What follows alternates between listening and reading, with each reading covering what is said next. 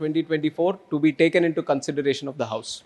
If you want to speak a few I'll lines, speak a little bit please. on this, sir. Thank you very much, Deputy Chairman, sir, for giving me the opportunity to introduce this bill.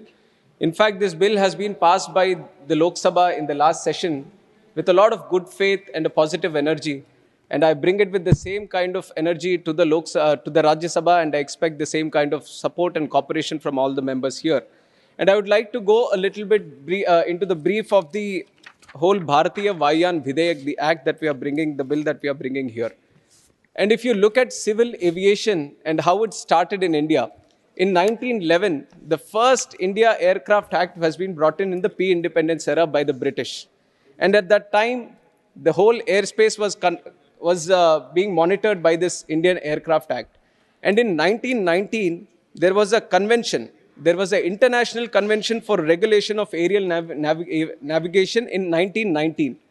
And once that convention was done, and it was including 27 countries, including India, at that time there was a requirement for us to amend our bill a little bit. And once that convention was done in 1919, another act was brought in, which was the Indian Aircraft Act in 1934, which took into account all the discussions that happened during that convention.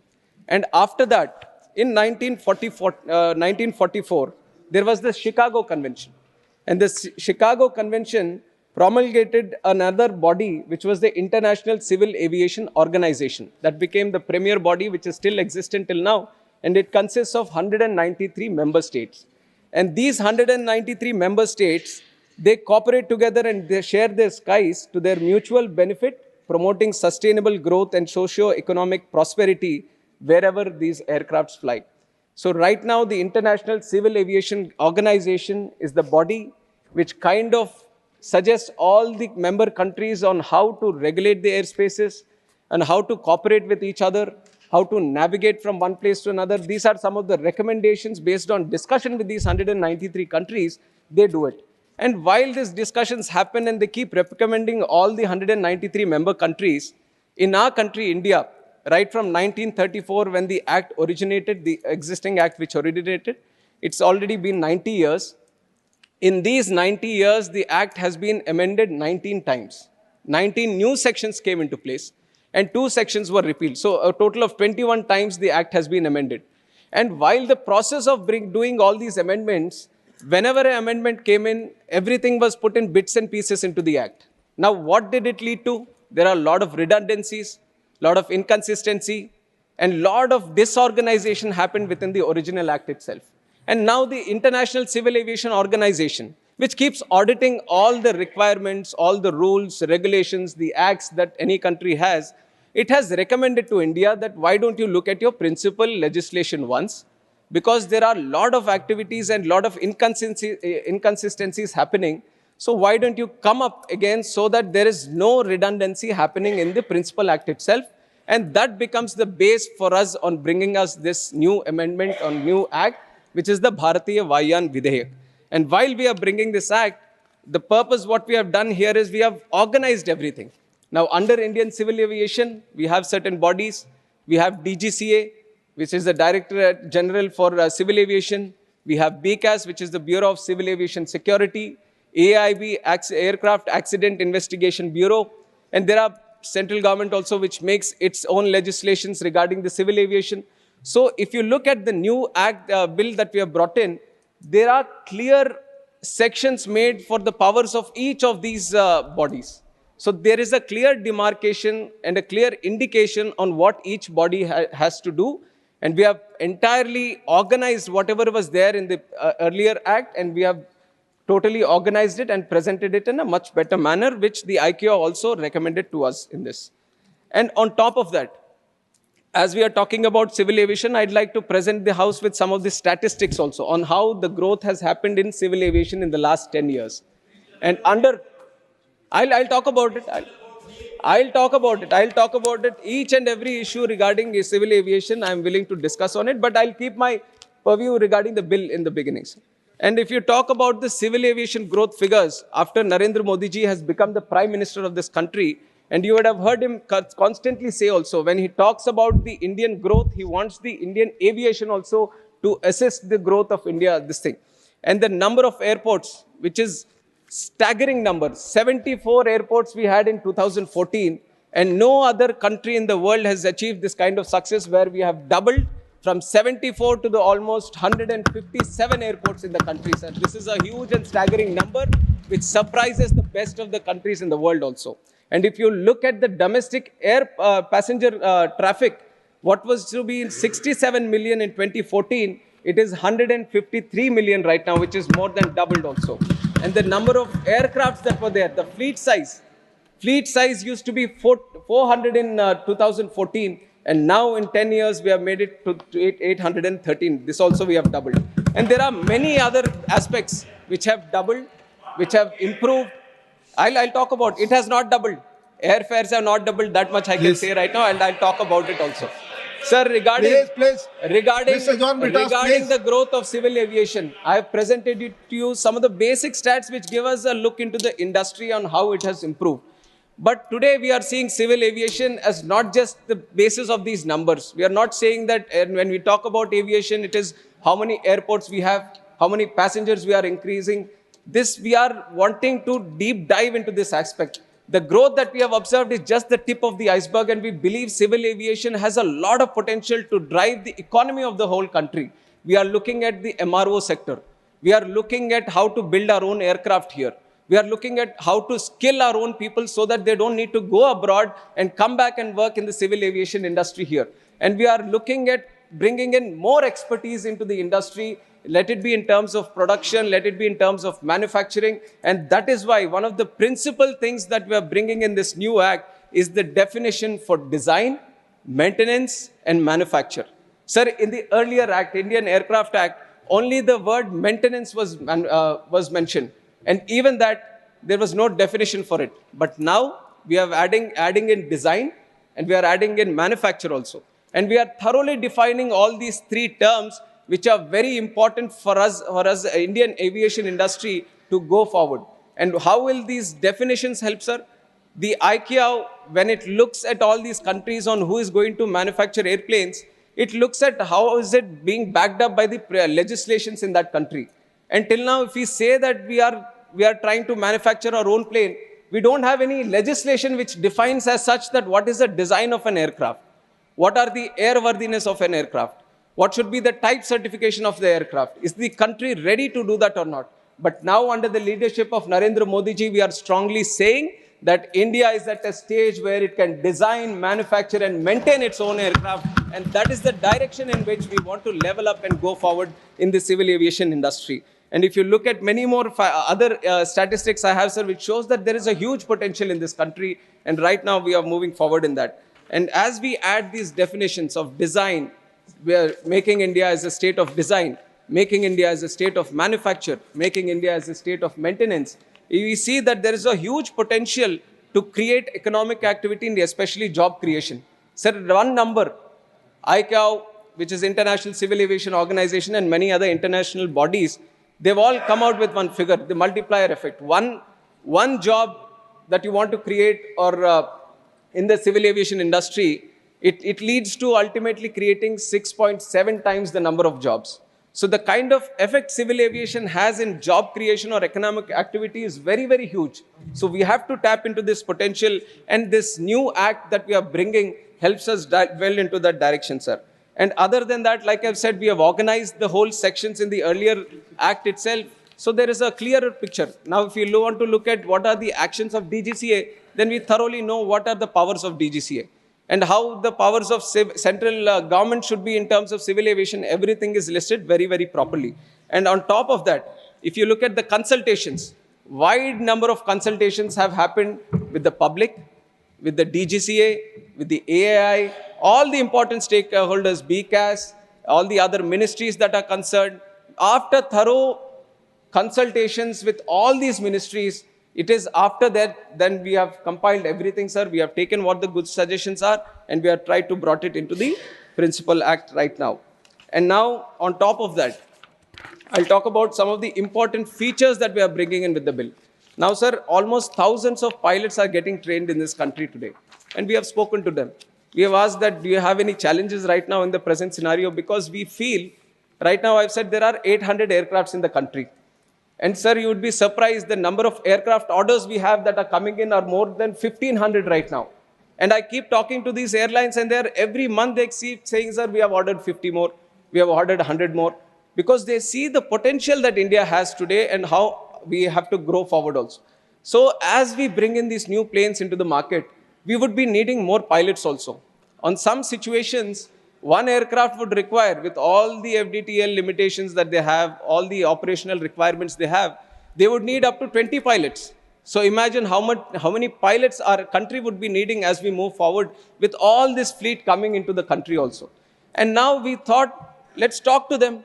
Let us see what their challenges are, how the whole pilot training industry is working today.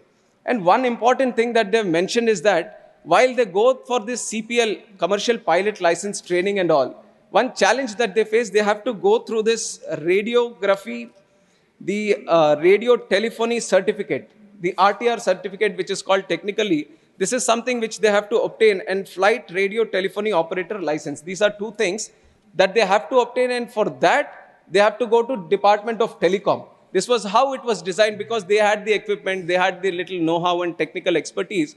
So they had divided this stuff. They said, why don't you get this license from Department of Telecom?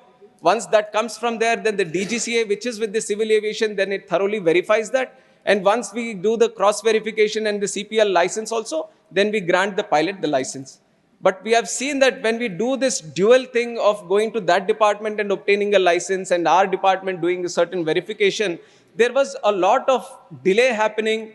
There was a lot of inconvenience for the pilots. And we know sometimes the systems kind of misuse this power when they have the additional authority to come in between on how it can lead to certain other challenges for the pilots also. And now we have a lot of young population who wants to aspire, dream to become a pilot, and we don't want them to see these kind of challenges happening in the system. So what we have thought is, we have so much expertise right now with DGCA, why don't we do the RTR license and certificates within our system itself? So that is the biggest change we have brought in here, where we are not avoiding the DOT right now, and we have the expertise and we are bringing everything under our wing, under our civil aviation, under our DGCA, and we are letting the pilots not go through the inconvenient process of going through two different departments for obtaining their pilot license. And other than that, sir, we have brought in the appeal system. Like I've said, we have amended the Act 21 times. And while we have done that, sometimes we have missed putting whatever rules. Sir, civil aviation, the international civil aviation organizations keep recommending us so many things time and again, because it has an international view to this. Sky is not limited to one country. We travel from one country to the other country. So everything has to be harmonized. Let it be if we are flying here in India, if we are flying in New Zealand, if we are flying in America or any other region or any other continent, everything has to be harmonized so that there is a smooth travel between the countries happening. So as and when anything happens anywhere in the world, this ICAO picks it up and it kind of recommends to all countries that why don't you have a uniform harmonization among the laws in this thing. So it keeps doing it all the time. It meets every year, multiple times on multiple subjects. And once they reach a consensus in Montreal, where the headquarters is there, and it keeps sending the recommendations to all the countries. And as we keep doing it, and it is important for us also to follow the ICAO recommendations. And whenever we keep doing it, not many a times we can bring everything, all the changes to the parliament and say, let us amend the Principal Act itself. So many times what we do, the rules which are framed under the Principal Act, we try to keep changing them. And now constantly after doing that time and again, the ICAO also observed that there is no principal legislation backing to the rules that we have today. So it is very, very important for us to have the principal rules, the backing in the principal legislation itself, so that whenever we make the rules, then when we can say where is the legal sanctity, we can point it out specifically in the Act itself. So that process we have adhered to this time. So whatever rules we are making, we thoroughly understand that the rules are originating from so-and-so clause or so-and-so section in the Principal Act itself. And some problems that we have faced earlier was, there was no appeal system also. Whenever the civil aviation, the central government or one of our bodies does any of these administrative orders or actions that are taken by the department itself, it doesn't have the principal backing. We are doing it by rules, which is not legally correct also. So right now we have put an appeal system which follows the principle of natural justice in the Act itself. So that is a strong legal backing that we are giving. And now anyone who faces any administrative order or any other financial economic order that comes from the ministry itself, he can go through the process of appealing. Why did it come against me? So the principle of natural justice is being followed here, sir. And on top of that, there are some other provisions also in the appeal system. And also there was, when we are trying to have any problem with the pilot or the license, earlier the system was only you can cancel the license. But now we observed not every time you can cancel the license. Sometimes you might need to restrict it.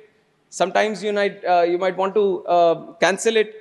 So these kind of systems, what we observed, small flaws that were existing in the industry, we tried to pick them up and include it in the act itself.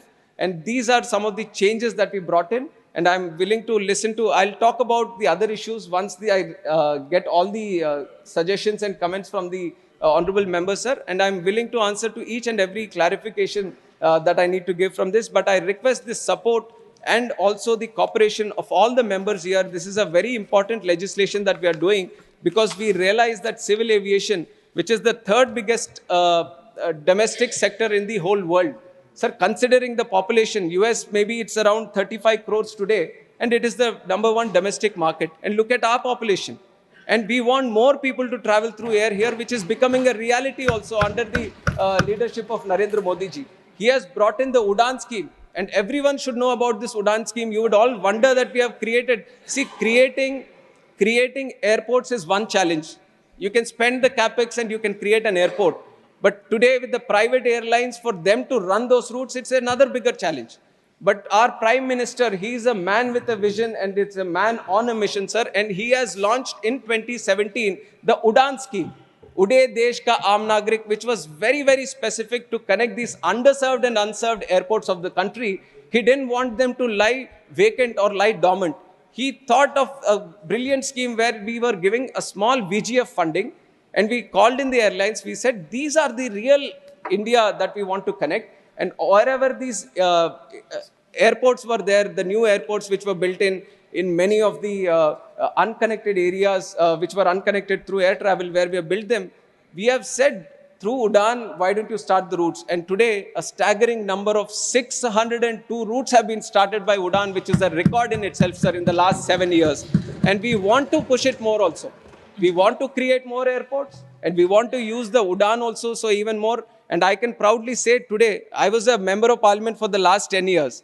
And initially, as I started as a member, sir, the most important request I would get from my constituents was that how do I get a new railway stop? I believe it is there today also.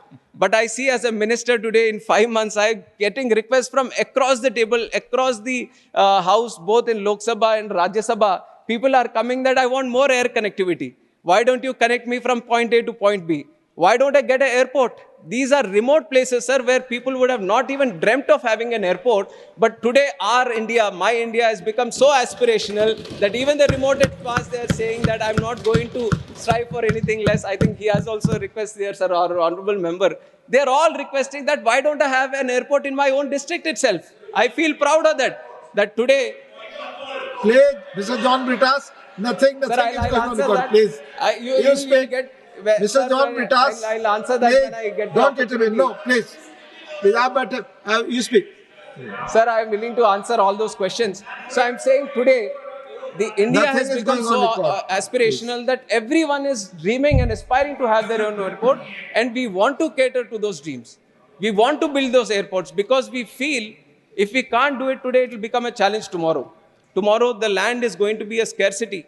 Everyone wants to have land and nobody is parting away with their land also. And tomorrow, it might get even more difficult. For one airport to build, if we want to cater for big, wider aircrafts, we need at least 1,000 acres, sir. And now, today, if we don't start, that is why it is very important to build this infrastructure now. And our Honorable Prime Minister has taken it at the right time. And we have made consistent progress. But we believe that there is a lot more to achieve for us in civil aviation. And with the help of this act, we are going to move into that direction. And we collectively will achieve what I'm saying today, that we will be the #1 domestic civil aviation market in the whole world. And that we are going to achieve. With these comments, I would like to open the bill for discussion. Thank you. Now the motion has been moved. I now call upon the members whose name